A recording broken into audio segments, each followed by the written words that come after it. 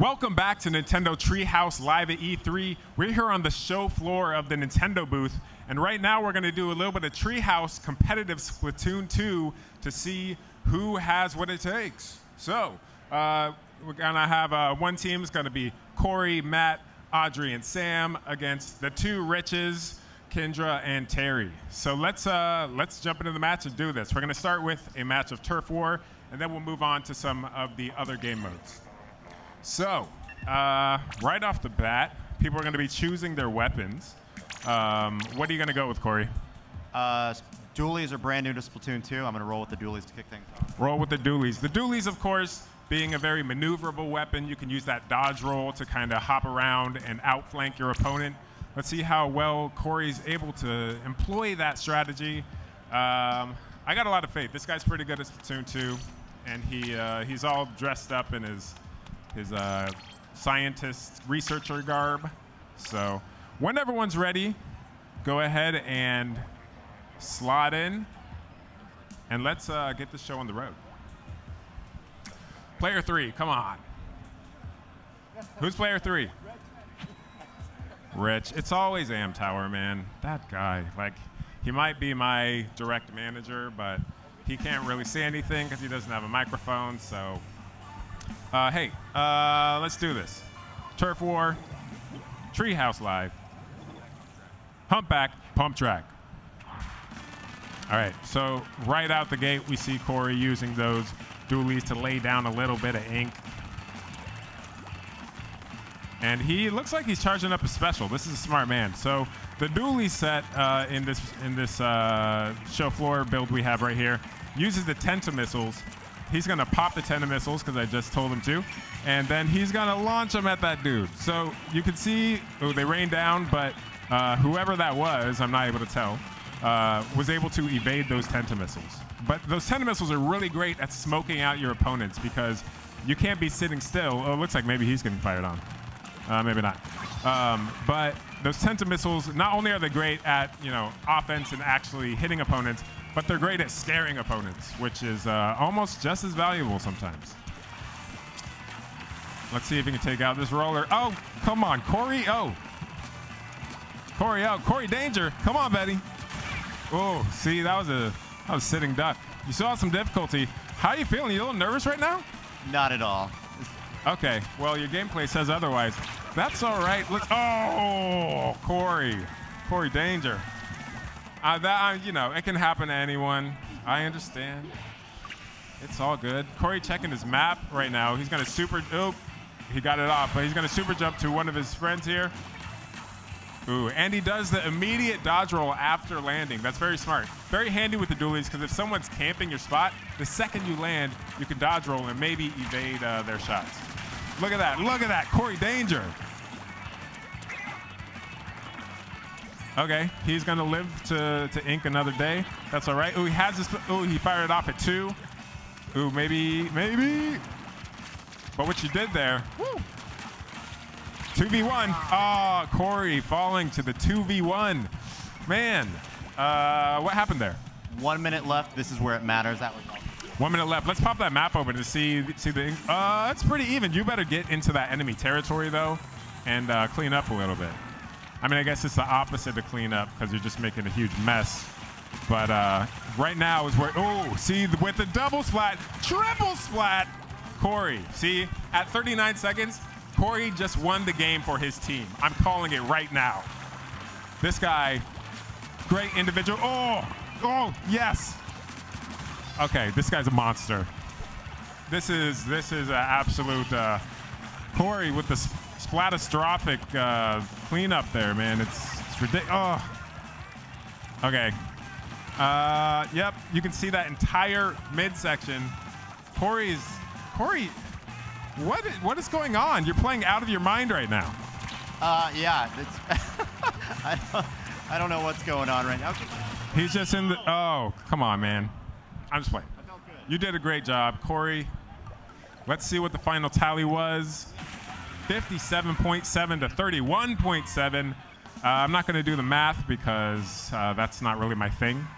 But I'm going to look at that 8 splats and assists, and then you use your Tentamissiles 3 times which not only are those tendon missiles hitting opponents, but it's also inking far off turf, which is super awesome. Yeah, I love that the tendon missiles actually, even if you're not going to hit the opponent, it forces them to move as well. So just like strike, right? Absolutely. It forces people to move. People can't just be camping around with their chargers and their splatlings and all that. So Corey is going to set up the next match here. But we're going to walk over here and talk to Matt Nemi. Matt Nemi, how did you feel about your performance in that match?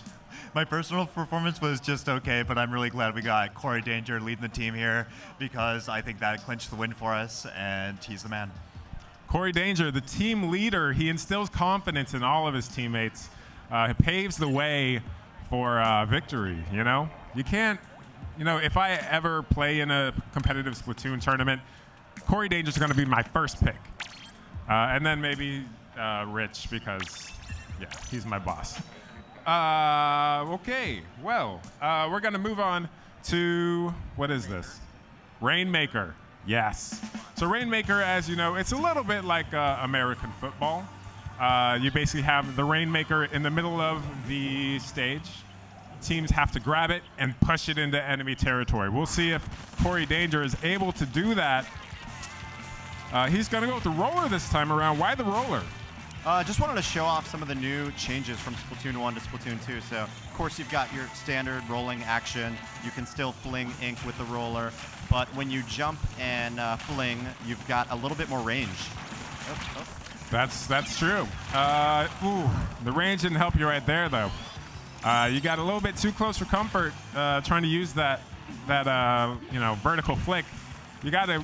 That's what's great about that vertical flick, though, is you can zone opponents. So you can keep them at bay better than you could with the roller in Splatoon 1. So they have the Rainmaker. It looks like they're playing pretty safe. Oh, you got a flank there. Oh, you got your special, too. So what Corey can do now, every time you get splatted, you lose some of your special, but not all of it. So he still has, you can see in the upper right corner of the screen, his special gauge is still partially charged. If he's able to, you know, ink some territory, he can then, in the middle of a match, doesn't have to be at the start, it doesn't have to be at any specific time, he can super jump to his opponent, activate that splashdown in mid-flight, and then when he lands, create a huge explosion that is going to take out anyone. Ooh, but right now, oh, that Rainmaker, terrible at close encounters. Ooh, you got sandwiched there, man. And you can see their entire team is just kind of sitting around that Rainmaker. They have it. Corey's going to super jump up to the front lines. Hopefully they don't see him. Ooh, that was great position behind that, so you're hidden. You got someone right next to you, Corey. Ooh. Think of some of that. You got your special charged up. Maybe he's going to rush in and use it. Oh. Well, he still got someone. I think someone was trying to flank you there. He had a sixth sense about that. I don't know how you do it, man. You can see Corey Danger heating up 2 splats. He's about to grab the Rainmaker. Ooh, so that's the thing. Corey Danger is basically a Splatoon god. He's super good.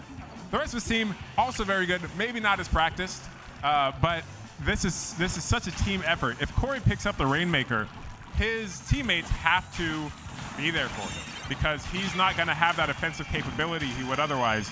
He's going to need to rely on his teammates to push forward to pave the way for him as opposed to him single-handedly dominating the match as he's used to doing. Look at that. He's still got one. You know, that's a trade. It's a trade-off. Looks like you got to pay attention to those numbers up top. So Corey Danger on the yellow team against the blue team, anytime you see the blue team has, you know, 2 or 3 of their members down at the same time, that is when you need to push. All right, so 2 down, grab that Rainmaker. Corey Danger's going to push ahead, take out that slosher so someone's able to. That Rainmaker, see, should have hung back. That Rainmaker just should have hung back. I don't know who that was. I'm going to guess it was this guy. Why would you do that? Sorry, I apologize. It's all right, man. It's you know, it's a game. It's a learning process. You can't go into the game expecting to be the best. It takes a lot of practice, hard work, dedication, countless hours of training. Corey Danger, no, oh my goodness! Did you guys see that? Did you see that? Corey, what happened? They were just all on my way with the roller. Yep, here we go. Final push. Let's do it. Wow. Corey going alone. Can he do it? Oh, that huge wall of ink coming out from player 2. Just absolutely decimating Corey's face. Man, how did that feel? It felt good. We've got a great layout right now. We pushed it to 11, so pretty much just got to play D here, or I don't know, maybe make a little more offensive push. All right. Okay, stop talking and start playing, because I don't want to see you lose this match. Look at that, Corey Danger. I'm not even keeping track of how many splats this guy has, but it's a lot, people. It's a lot of splats. Is Corey going to try to go? I guess you can't go that way. That's a way for the enemy team to get in. He's playing very smart. The thing is, when he has the Rainmaker, even if he's hiding in the ink, he's lit up like a Christmas tree. So everyone can see exactly where he is, regardless of if he's trying to be sneaky. You can't be sneaky when you have this giant weapon in your hand, you know? Oh, nice. Look at that. Double splat. That's Corey Danger at work. It looks like Corey Danger, his team is, oh, they are pushing. So if they make it past 11, wow, 3 seconds left. They take it all the way in. Oh, woo. Look at that comeback. Who was that? Who did that? That was T-Chan, Terry Chan, man. Geez, give it up for Terry Chan, everyone. That guy single-handedly saved his team from total embarrassment. That was well done. Well done. So, Corey, what did Terry achieve that time that you couldn't? I think it really is a focus on team, right? So I was trying to cowboy up at the end and really just try to, carry the team. Terry worked with his team. He laid out the ink, so he was able to bring that Rainmaker right in at the end when everyone else was just focusing on splats. Thanks, Ben. Why don't you fire up the next match? I think they didn't use enough booyahs that time. I saw like 1 or 2 coming out from you guys. What's your this next match? What's your strategy in terms of booyah? Booyah. Well, I'm just going to try to make sure that Corey Danger here can control the tower with whatever means possible. Cool. That makes a lot of sense. What about you, Audrey? I'm going to move over just a little bit here. Audrey, how did you feel about your performance, about your team's performance in that last match? We did all right. We came close, but this time we're going to make them cry. It'll be beautiful. Awesome. I am waiting to see those thick crocodile tears, alligator tears. I don't even know. They're all the same. Hey, let's move on. We got player 6 waiting to jump into Starfish main stage on tower control. Corey, tower control. Tell us about your strategy going into this match. So this match, I'm going to play with one of my weaker weapons. I am actually not an amazing charger player, so I'm going to try to show off a little bit of what makes the charger new in Splatoon 2. Of course, you can now hold your charge as you go down into the ink and still come out and fire a shot. So hopefully Terry will be on the tower when I'm able to demonstrate that, and yeah, we'll see him splat. All right, man. Well, best of luck to you. Let's see. You guys have both won a match. So this team has won a match. The other team has won a match. This is going to give someone an advantage here. We'll see what happens. Corey, I know that you're not a professional charger player. You don't play a lot of charger in Splatoon 1. So what is your strategy with this charger this time around?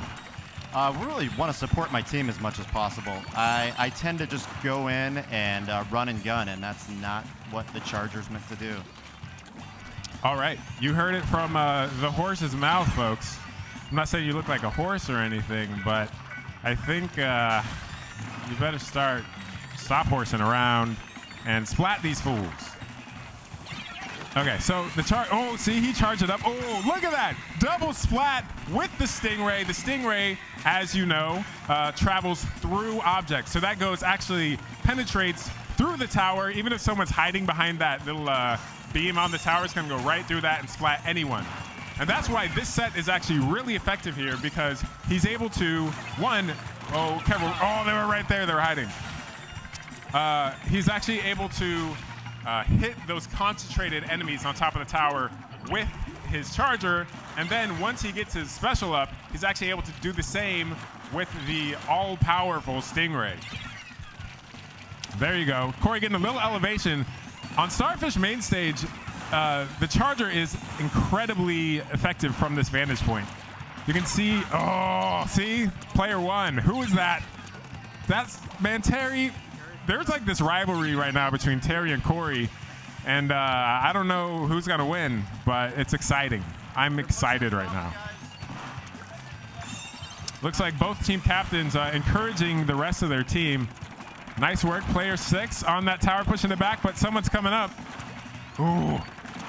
Oh, someone's super jumping in. What's he gonna do? Oh, you hesitated, Corey. He was like, do I hit the guy with the super jump coming in? Do I hit the guy who's there already? I don't know. I think you need to charge up that Stingray and go to work again. But as I was saying before I was distracted by myself, you basically get some good, ooh, nice work. You get a good vantage point. Yeah, oh, so close.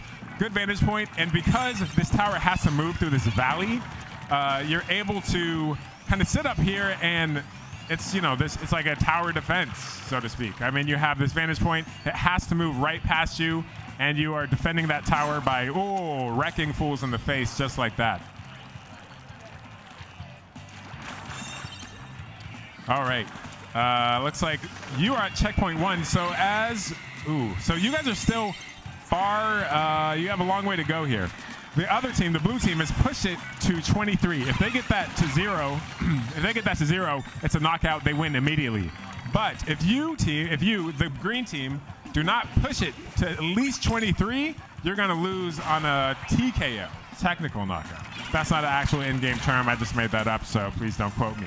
Hey, so player 3 just splatted you. How did that feel? Didn't feel good. That was a super jumping into my own impending doom. Not great. Right. Ooh, so they got the tower here. One of them down, one of you down, 3v3.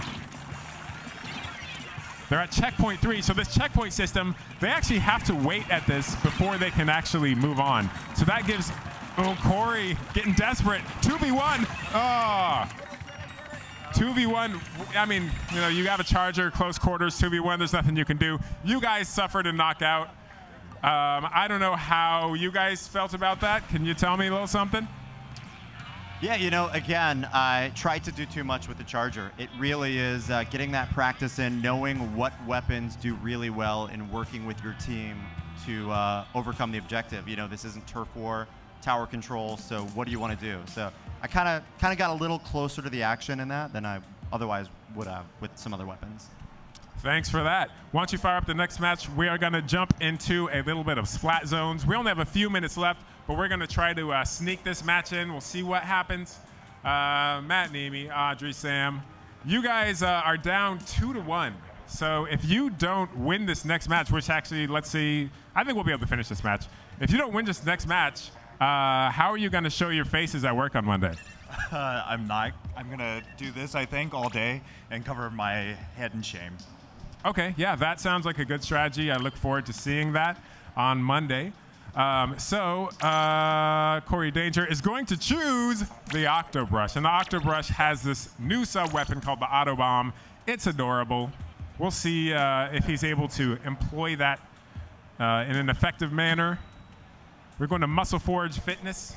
It is a gym for inklings, for jellyfish. Really, all sorts of sea creatures use Muscle Forge Fitness to get swole, to get cut, get ripped, all of that. And we'll see if they are able to rip it up right now. Okay, so the Splat Zone in this is actually on top of this kind of pyramid up here. And what's interesting is a lot of Splat Zones are completely flat.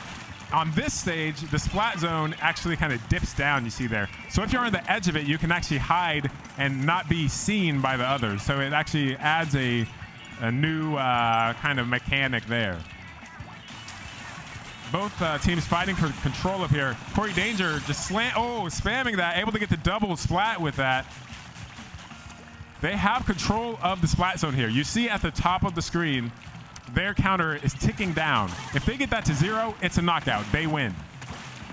And if they're able to hold it by keeping all of their ink in the Splat Zone, then it's going to continue to keep ticking down. And right now, Corey Danger, I don't know if they're going to be able to get this back. Yeah. Yep, that's Corey Danger right there. Retreating a little bit. Very smart. You don't want to just stay in the Splat Zone the whole time, because if you do that, you are squids in a barrel. Someone coming in. Corey Danger going to get up close.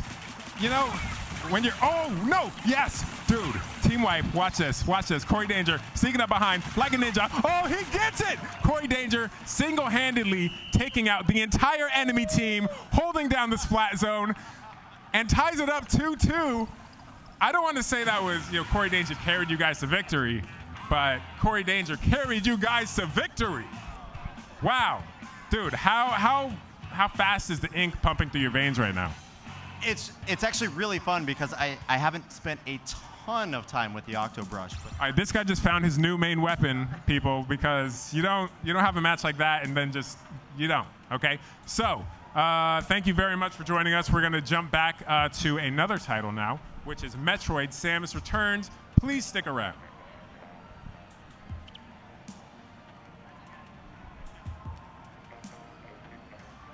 Damn, that was hot.